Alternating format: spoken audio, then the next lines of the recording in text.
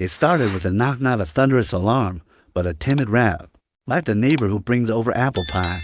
I yanked open the door at 8 a.m. on a Saturday, coffee mug still half full, brain screaming for just one more hour of sleep. Instead, the police officers filled my porch, their cruisers parked in a neat row with red and blue lights pulsing silently.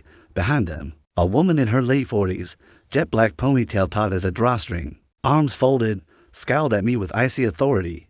"There, he is," she barked. "That's the guy I told you about, the Firetruck rogue." My heart slammed against my ribs. The taller officer shifted, hand hovering near his holster. The shorter one gave me a steady, unblinking stare. "Sir," the tall officer said, voice polite but firm, "we need to see your ID. We've had reports of unauthorized parking of a commercial vehicle." I glanced down at my department-issued rescue utility vehicle, engine off, still warm from last night's run.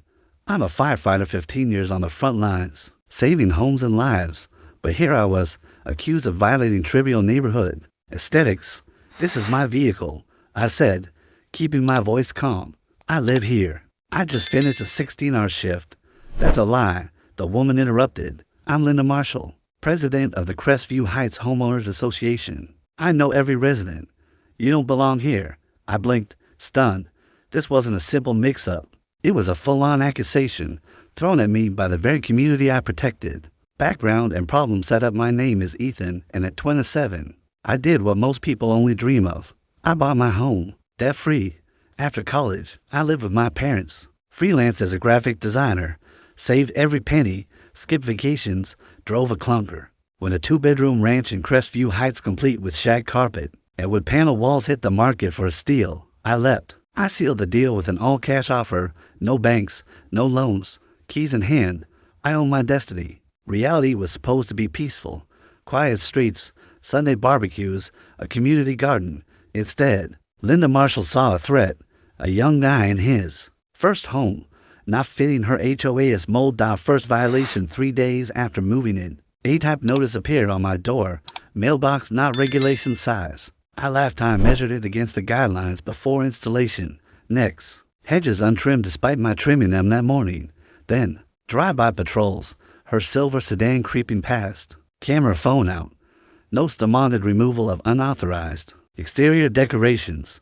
I had none. She fined me $150 and threatened daily penalties if I parked my rescue vehicle. Personal impact: I complied, drove the truck 3 blocks away after a grueling shift, slung my gear over my shoulder, walked home exhausted. I felt the sting each time I passed neighbors polishing their SUVs, their eyes darting to my uniform.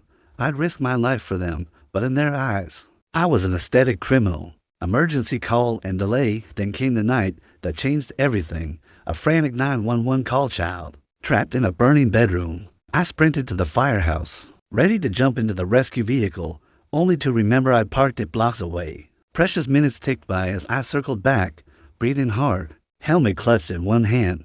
Imagine saving everyone else's life, but losing your own sense of safety to bureaucracy, escalation, and retaliation. When I shared my anger with the crew, they were furious. Next, Linda got meaner. She ordered a 6-foot metal privacy fence erected across my driveway. Zero clearance for emergencies, violating fire codes. The fence went up overnight. Keys to my house locked inside. Legal discovery and planning: I called a lawyer and dove into municipal codes and HOA bylaws. Private residents have parking rights for emergency vehicles. Driveway access must remain clear. Fences blocking egress violate fire safety regulations. Linda had no authority. She'd overstepped every boundary. Counterattack armed with evidence. My crew and I rallied neighbors. We highlighted the code violations and published an expose in the community newsletter. Word spread. Firefighter fights fence. Local news picked up the story. Showdown and resolution at the emergency HOA meeting. I presented the fire code, county parking statutes, and whole rules. Linda sputtered until the interim lawyer board member shut her down. "You've abused your powers." The fence was ordered removed immediately. Fines against me were rescinded, and Linda was censured. Epilogue and call to action today. I parked my rescue vehicle in my driveway, unthreatened. The fence is gone, and Crestview Heights feels like a true community. If you've ever been boxed in my petty rules, hit like, subscribe, and share your own HOA battles. Remember, rules protect us until they don't. Stay vigilant, asterisk.